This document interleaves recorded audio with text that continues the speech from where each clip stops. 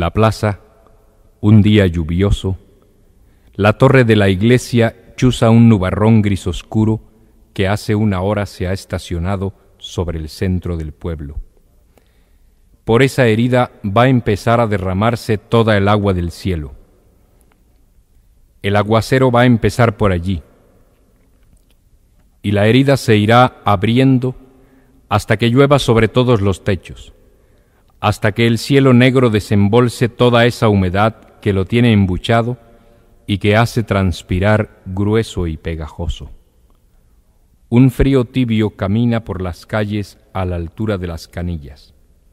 Él está parado en la esquina, recostado contra la pared desconchada de la iglesia, mirando el parque todavía rociado por los restos de la tempestad de hace 3 noches.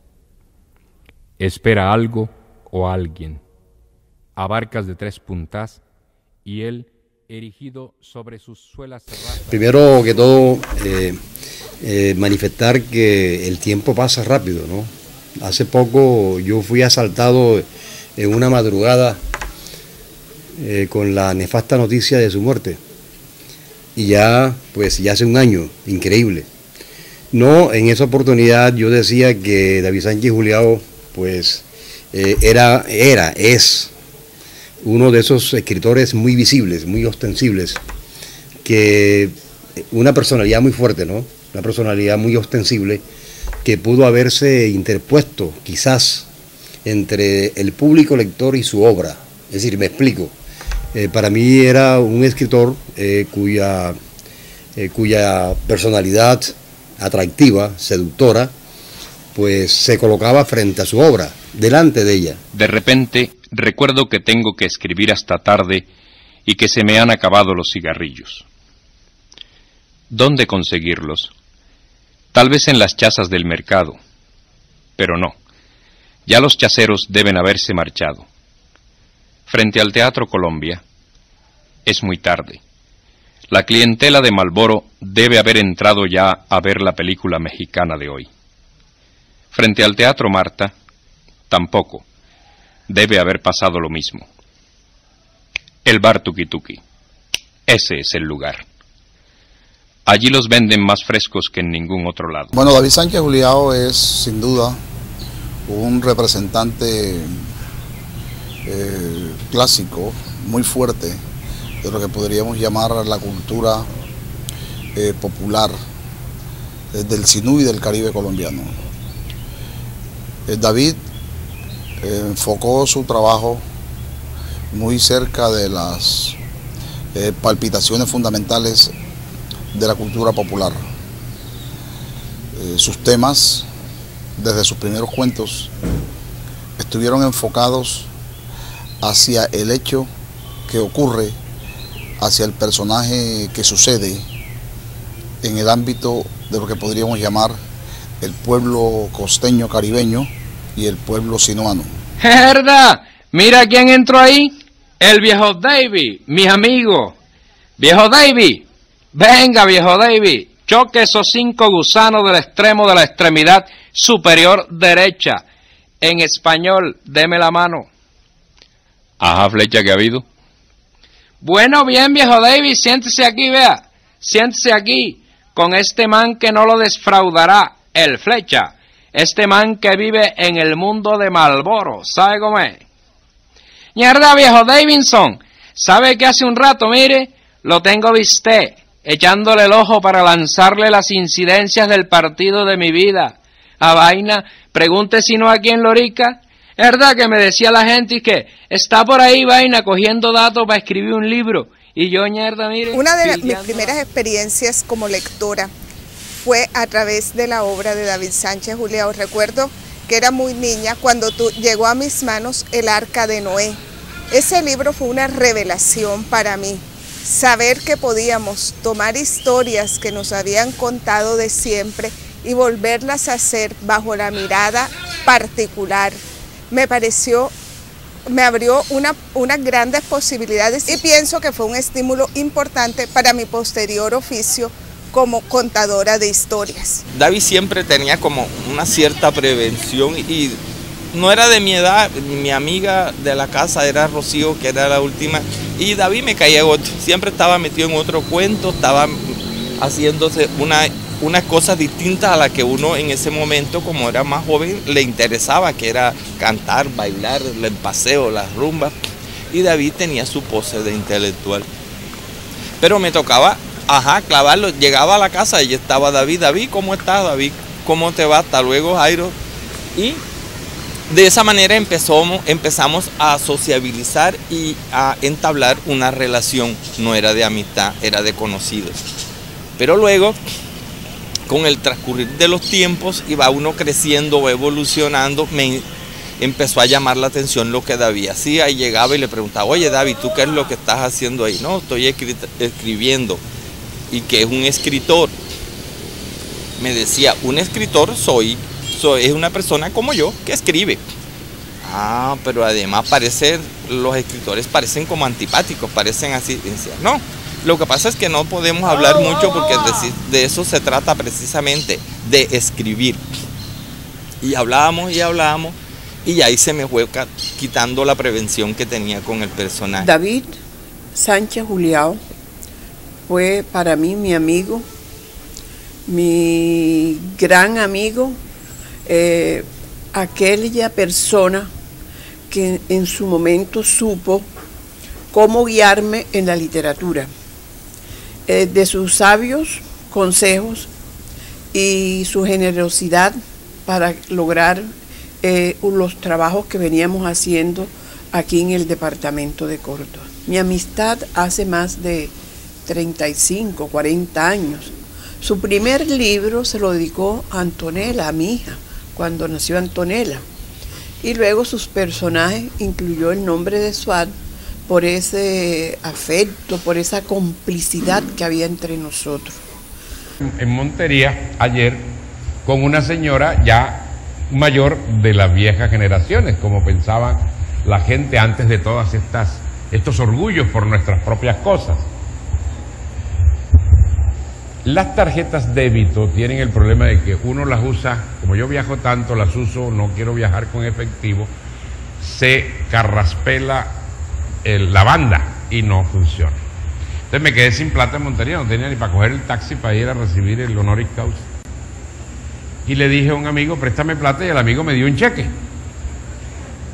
Y fui a cambiar un cheque de 100,000 pesos al banco, imagínense, lunes 10 de la mañana después de Semana Santa. Eso estaba así. Pero los bancos aquí son muy chéveres, que son un ejemplo para los bancos del mundo.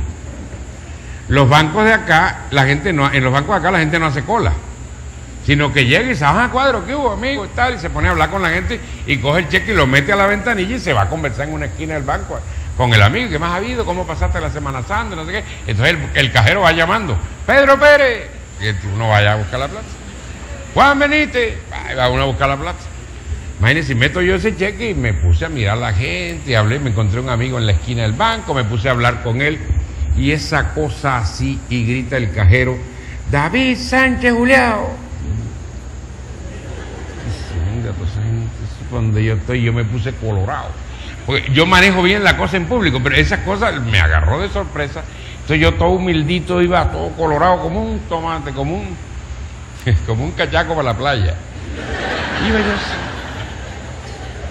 así colorado como tomate, a buscar mi chequecito, y me pagó el tipo, y la gente se enteró de todo, de quién era el cheque, por cuánto era, todo. En un lugar que la gente se entera de todo. Entonces me agarraba billetes de 10 y decía 1, 2, 3, 4, 5, 6, 7, 8, 9, 10, 100,000 pesos. Todo el mundo se enteraba de quién era el cheque, cuánto era el cheque. Y le dije a mi amigo, te salvaste de darme un cheque chimbo, porque se hubiera enterado todo Montería.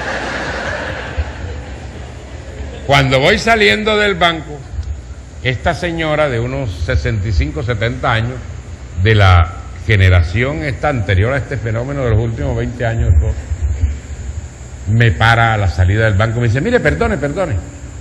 Digo, diga, señora. Me dice, ¿usted es David Sánchez Juliao? Digo, sí, señora. Y viene la vieja y me mete una mirada escrutadora, como madre de Montelíbano mirando a la hija que va para un baile con descaderados. me vira así.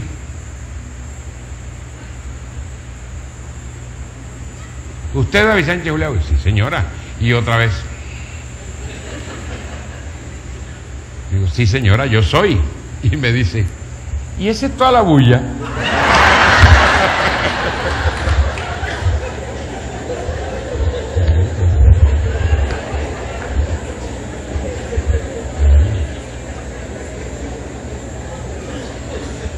¿Cómo va a ser importante una persona que se parece a sus hijos?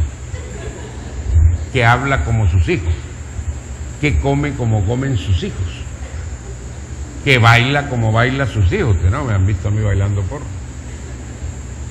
Que camina y que habla y que se parece. Y sí, tengo cara de gente de ahí, de estos pueblos, ¿no? Porque la gente importante no se parece a uno. Fue mi esposo. Nos conocimos en el año 67 y estudiábamos en Bogotá. No sé, comenzamos a salir en esa época de mi vida, o en esa época en esa época realmente se tenía un noviazgo. Duramos hasta el año 69 de novios, en el año 69 nos casamos. Vivimos un tiempo aquí en Montería y después nos fuimos a vivir a México. En México estuvimos 4 años, después regresamos, vivimos en Lorica. ¿Qué significó? Pues yo pienso que David fue una persona a la que yo quise muchísimo y en mi vida significó muchísimo. Nos fuimos a vivir a México, vendimos todo lo que nos habían regalado en el matrimonio, nos fuimos a vivir a México y duramos 4 años. 4 años que yo considero fueron excelentes. A mí me cambiaron totalmente la visión de mundo. Yo comencé no sé, a apreciar a la gente de una forma diferente, a ver la vida totalmente cambiada de lo que yo había aprendido y de lo que yo, pues para lo que me habían educado. Entonces, pienso que comencé a vivir. Después nos vinimos para acá, pero entonces la venida para acá sí fue una época muy difícil porque no teníamos nada que hacer. Mi papá era una persona absolutamente encantadora, era Enrique Gómez Pineda. Quería que David regresara a la universidad, pero él, muy rebelde, dijo que no, que esto y lo otro. Se nos puso la situación económica muy difícil y yo tomé la resolución, que él después siempre me lo echó en cara, de separarme de él. Y a David le encantaba hablar conmigo también, porque ya de ser cristiano no vivía en Montería, se había ido de acá y cuando llegaba me llamaba: Jairo Támara, necesito conversar contigo. David, vamos a echarnos un charlao. Eso le causaba gran admiración y risa. Decía, fíjate, de eso es que yo me nutro. Yo no sabía que eso se le podía decir un charlao. Entonces siempre decía, vamos a echarnos un charlao, como dice Jairo Támara. Echábamos charlao. Y yo le contaba de este mundo y del otro, lo cotidiano, lo rural, y pasábamos horas tomando tinto y conversando. A veces le decía, David, tomemos una cerveza. David casi no tomaba, él no le gustaba el alcohol, pero así me decía, bueno, si tú quieres, tómatela tú, yo tomo jugo de patilla. Y ese tipo, mientras yo me podría tomar 4 cervezas, él se achicaba la pecera de los jugos de patilla que venden en las esquinas. Y yo, David, te vas a reventar, muchacho, es que está bueno. Yo presupongo que está bueno, donde te lo enterraste todito, imagínate tú si no estará bueno. En este mundo de tanta conversa y de tanta amistad, luego aparece un día y me dice, Jairo, voy a hacer un trabajo con la Secretaría de Cultura, tengo allá una gran amiga, Sual Luis, claro, mi amiga también, entonces vamos haciendo un trabajo para la Secretaría de Cultura. Y yo creo que tú eres el tipo que me puede servir para que grabemos esa. David, yo te voy a decir un cuento. Conmigo no cuentes para esa vaina. ¿Por qué, Jairo Támara? Porque yo cuando veo un micrófono me cago. Yo puedo hablar contigo, pero aquí en privado. Pero ya eso allá metido en un audio con esos cuentos, yo no estoy para eso. No, tú vas. Yo fui. Y entonces le dije, David, la única condición entonces es que te consigues un trago de whisky, que es un trago fuerte, el cual yo muy pocas veces tomo. Y yo me tomo 2 whisky. Después de esos 2 whisky yo te digo si soy capaz de hacerlo o no. Efectivamente así se hizo, no. Nos llevaron la botella de whisky, yo me tomé 2 tragos de whisky y ese era lo que yo necesitaba.